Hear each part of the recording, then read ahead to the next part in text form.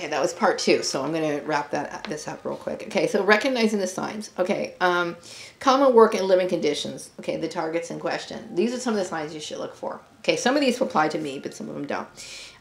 It's not free to leave or come and go at will. Some people, they live in apartments, and their apartments are being monitored, okay, by neighbors, their manager. They might, you know, be watching when they leave and when they come in. They're trying to make sure that this person is staying. I don't know if all that's going on here, but, you know, because I don't really pay attention. I just kind of come and go to work or whatever. But some targets are constantly being watched, okay? And nobody deserves to be watched, okay? That's against the law. I mean, it's an invasion of their privacy. You know, why are you sitting here watching another person 24 hours a day? That's a sign of, that's obviously the human trafficking.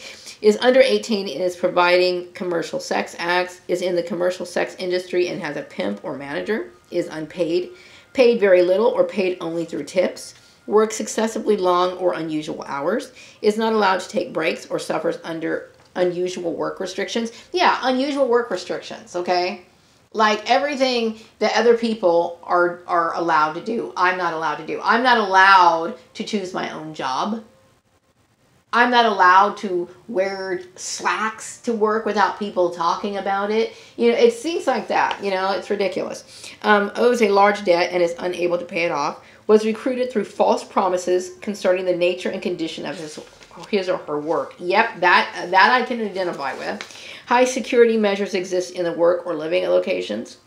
Boarded up windows, bars on windows, barbed wire, security cameras, etc. Is living and working on site. Experiences verbal or physical abuse by their supervisor. Yeah, that would be Karen. That would be Karen, okay? I was constantly dealing with Karen's bullshit when I was at that job. Sometimes for no reason. I mentioned that one time before. And I don't know what set her off, because she thought I was in between, like, Joel and Stephen Lyles. Is that what she thought? Whatever the case is, it didn't have anything to do with work, and it was really none of her business. And, you know, I would like to say that had she not have become that, with that stupid attitude, things would have worked out okay. Okay? Mind you, I didn't like the lighting in the company, okay? But had this mobbing issue not have happened, okay, had that Lisa lady or whatever would have shut her fucking mouth, okay, she was a miserable woman, a fucking fat slob who was miserable and wanted to punish the entire world for being the fucking fat slob that she was, and she just wanted to pick on people, okay, for whatever reason, okay. Had she not been there, okay, things would have been so much better for me. Everything would have been A-okay. But she would just sit there and want to be dictating and telling me what to do all the time. And I just kept thinking, and then she would raise her voice. Like, she would start yelling. And I'm like, my gosh, you know, I'm being mobbed, okay? I knew I was being mobbed. I didn't know what the hell the shit was going on, but I knew it was happening. So I kept thinking, you know what? I'm just going to go to my office. I'm going to get my money. I'm going to get my paycheck each week. I'm going to look for another job. Unfortunately, I couldn't do that, okay? But because of the mobbing, because of the bullshit, because of this issue, which I'm assuming was this issue, because I can't think of any other reason that created all this, you know, animosity, my life would have been okay. Elsie deserves to fucking die. Anyway, is not given proper safety equipment, is not paid directly, is forced to meet daily quotas. These sort of things. Also, the target would have poor mental health or abnormal behavior. He or she is fearful, anxious, depressed, submissive, tense, or nervous and paranoid. People should have known that you could tell I'm not comfortable at job interviews because of this, okay? So I do the best I can to override it, but I'm not, because I'm like, what are they going to do now? Why are they fucking with me now? What in the world is happening to me now? And no, I don't.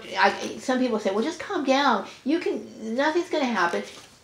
I personally cannot calm down, because something like this happening to you for no reason, you know, and then people complying, and you got this woman that I know, I blame her 100% for her husband dying, because they were stupid enough to put him in this program, okay? And personally, I don't think, to me, she's fucking to blame, okay? And knowing that this crazy bitch has done this shit to me, how am I supposed to feel comfortable? I don't feel comfortable, okay? She's a fucking murderer, and so is her retarded son.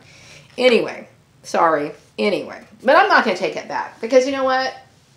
You don't mess with my shit, okay? You don't mess with my shit. Period. Anyway, I'm going to stop reading this because I'm going to wrap this video up. I'm sorry, I don't mean to be like this, but it really, it's a dark cloud over my head. All because people, you know, don't want to follow laws, or people think that, you know, these rules are just too, you know, over the top. They're just, you know, you're just making a big deal out of it. Lighten up. I'm sure that's exactly what people say. Lighten up. You know, there's nothing to lighten up about when you've lost every goddamn thing you have. Think about it. Okay, I'm going to wrap up this video. I will be back with another video some other time. I hope that people start talking more about human trafficking, gang stalking, all that kind of stuff. Because it's devastating. It's absolutely devastating. I'll wrap up this video. Have a wonderful day.